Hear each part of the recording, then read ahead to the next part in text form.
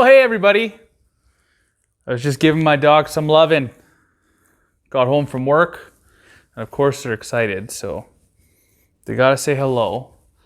But finally, I answered all the questions. I got about 19 questions, and I decided to write down about 12 of them. And I'm sure you can imagine why. You know who you are, friends, and I know who you are too. So I'll be talking to you guys later. But anyway, I wrote down 12 of the most relevant questions I think for the channel. One, there's an exception. But I'm going to get on with it, I think. So here we go. Without further ado, this one's for you. So, who do you subscribe to on YouTube? That is a very good question. I did not really think about this one. Obviously, I did after I wrote it down, but I didn't think it would be coming my way. But, you know, I watch Mighty Car Mods a lot. I watch Tavares. I watch That Dude in Blue. I watch Roads Untraveled. And I watch a lot of the buying and building and selling shows. I really enjoy those, like Wheeler Dealers. I love watching local content. There's a lot of YouTube channels like Curiosity Incorporated that is non-car related that I enjoy watching. There's quite a few of those local ones that I like that are honestly not car related. Not everything has to be car related. So yeah, those are my main ones. I do subscribe to, like I said, really new channels that are local, that are starting to pick up traction. I love giving the local guys, you know, a subscribe or a comment or two, and vice versa. I love it too. I've been at this for 3 years now, and I love it when local people come talk to me, whether it's through messages or comments or whatnot. So anyway, that's who I subscribe to on YouTube. So we'll go to question 2, which I knew this one was coming. Favorite car besides the Supra? I'm gonna have to think about that. But in the meantime, I'm gonna tell you a story. I might actually go through all these and then tell you, because I'm gonna need some time to mull that one over.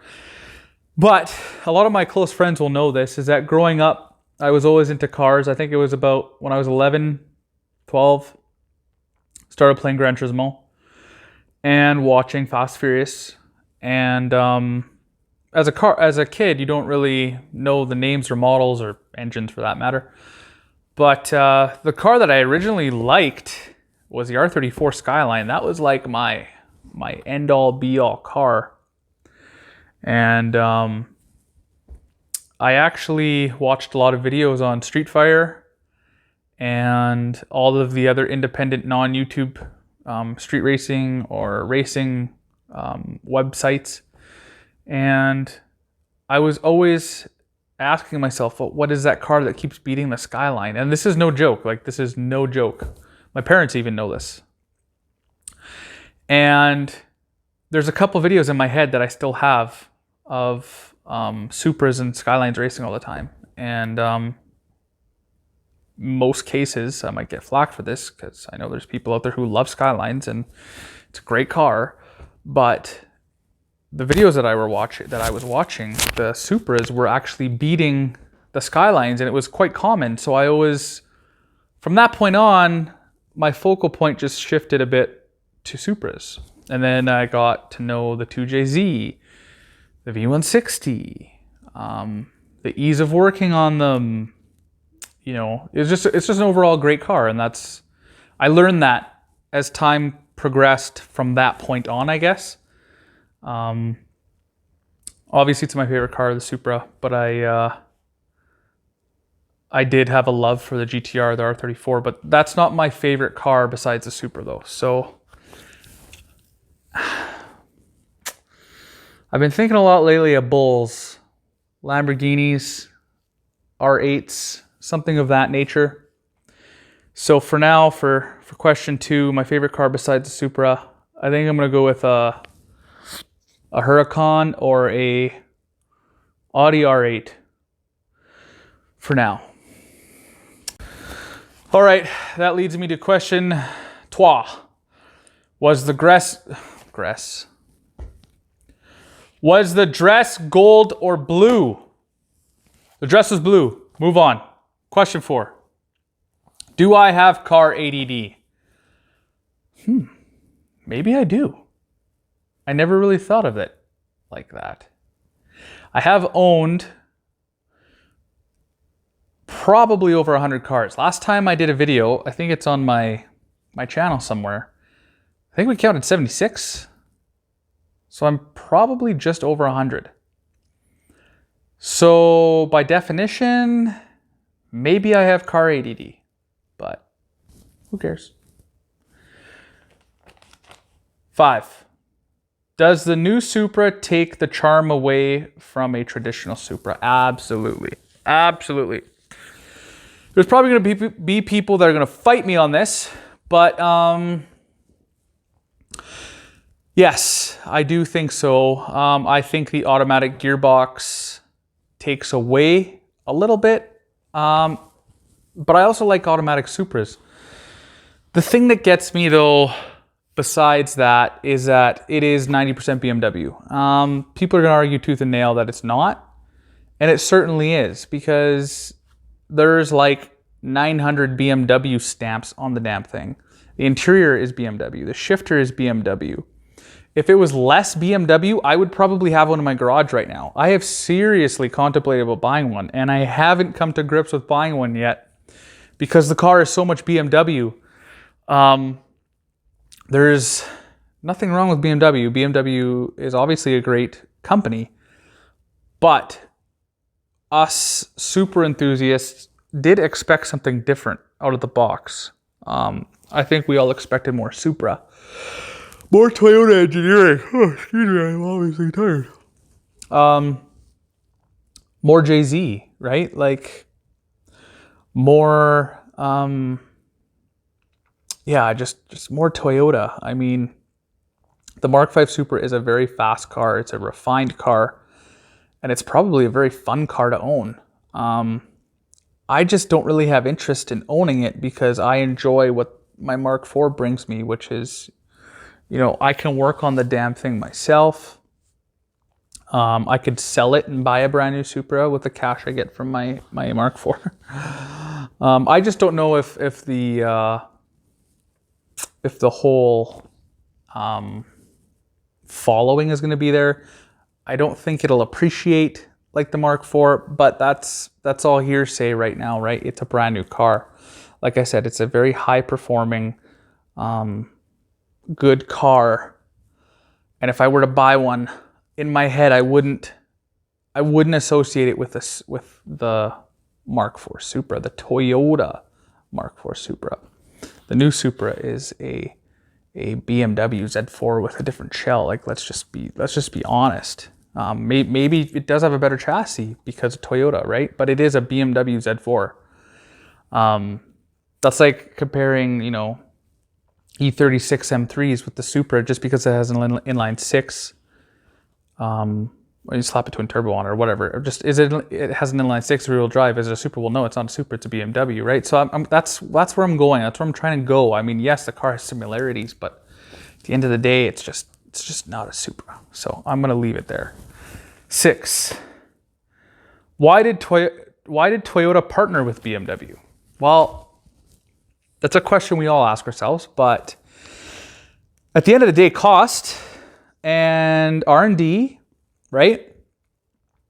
Toyota is very good at making vehicles. Right now, their market share is not in sports cars, quite clearly. The one sports car that is on the market is the GT86, the FRS, even though Scion is no more, in Canada at least. I don't know if the States, but anyway, that car is basically a Subaru.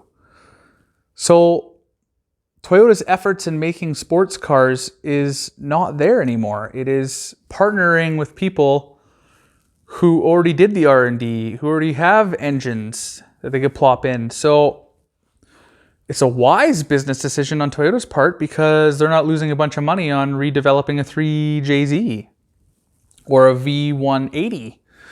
You know, they're taking parts from other cars and putting it in their own.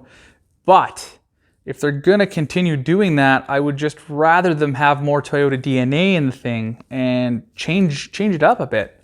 Change up the interior. Like if the Supra the Mark V Supra, if it had a different interior, I would probably buy one. It is a great car and it is fast. It is impressive. I just don't feel Supra in it. That's my problem with it. But that is why Toyota did the partnership, obviously, is because of cost. They're saving a bunch of money and they're still selling. I don't know how well, but they're still selling. So moving on. I knew this one was going to come up sooner or later. I get asked this quite a bit, like nothing crazy, but what do I do for a living? I get messages on Instagram from younger guys, and you know, I'm all for telling people, but just not to the extent, I guess. But I am a finance professional. I work for a big oil and gas company right now as my day job, and I love it. It's very interesting. Lots of room for growth. I travel, as you guys know, and I also do things on the side. I invest long and short in stocks, and I'm looking to get into real estate. We're trying really hard to break the barrier and start buying properties. That's the plan anyway. Me and my wife also own a home-based business too. She has the same career as me, but in a different industry. So it's nice. We can always bounce ideas off each other and talk about work and know what each other's talking about. So it's good that way. So anyway, that's what I do for a living. What I dislike most about all three vehicles. I kind of reworded it to this because I think whoever asked this was asking this. So that this is what I'm coming up with. If I didn't, I apologize.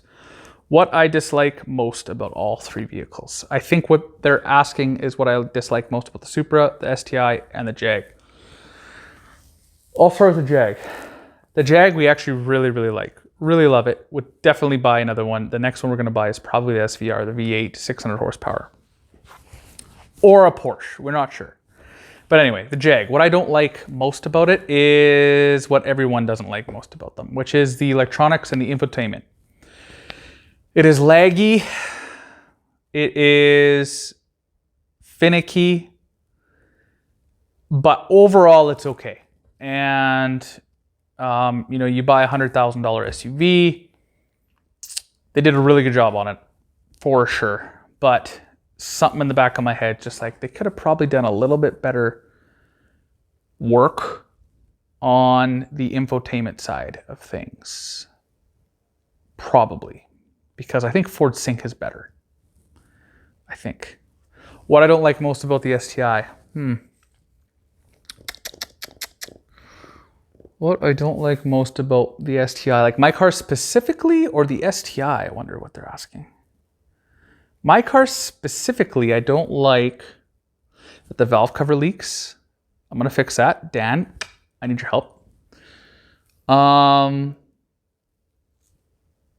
And I have weird scratches around the door handle at the back. I don't know why. I don't know how they got there. So that's like car specific ones. The car itself is great. I've always loved the Blob by STIs.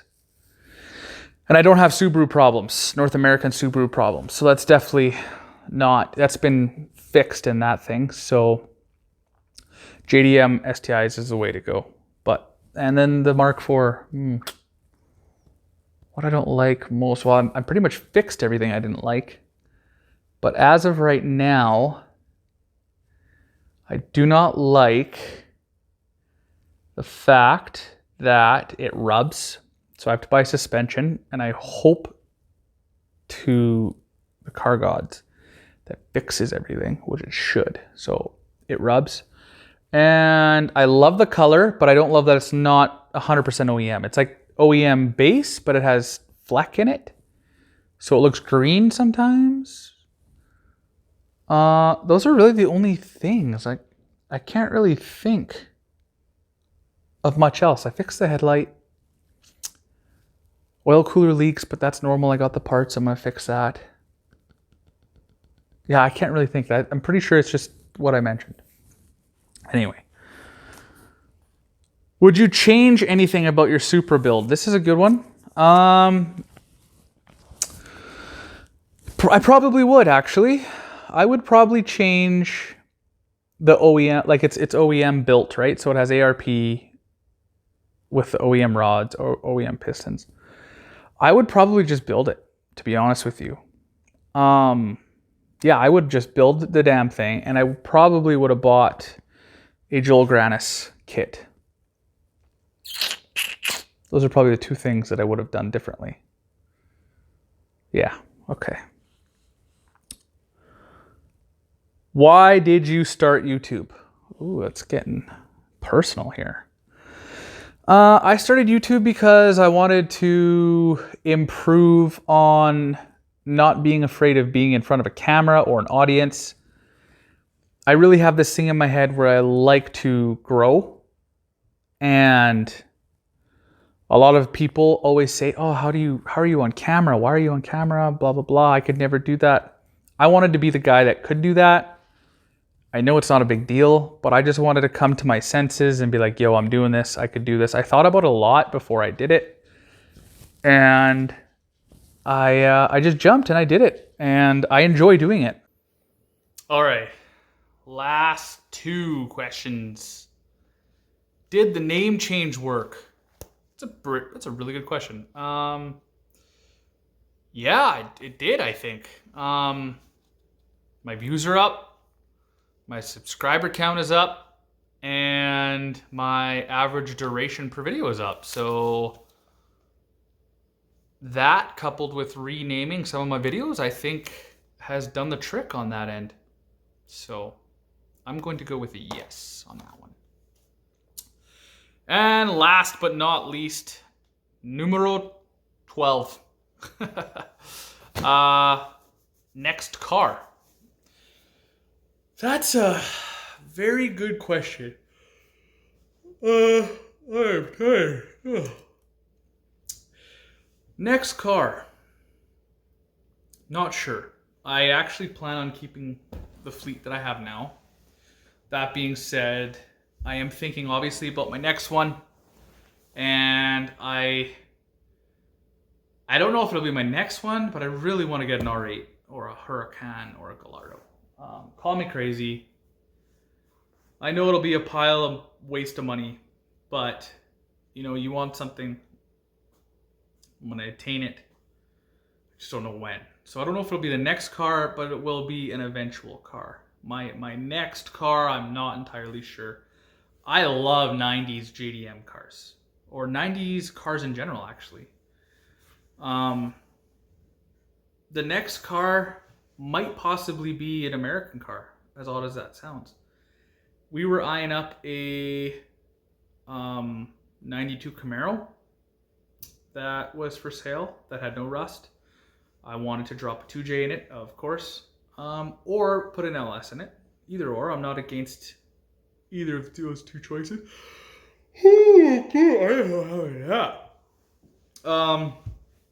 Or a Cyclone or Typhoon. My parents growing up had a Cyclone, and Cyclones are much more rare than Typhoons. And I actually like the idea of Typhoons where it can hold more than 2 people, and you can put some cargo in the back. I got 3 dogs. Be a parts hauler. Be an awesome, rare, fun vehicle that I could take to shows. So I've been really thinking about a Typhoon too. So realistically, one of those two will probably be my next car. Yeah, we'll go with that. But eventually I do want to get myself into an R8 or a Lambo of some sort. But I think that's all for now. I'm going to go take a nap. I hope you guys enjoyed the video.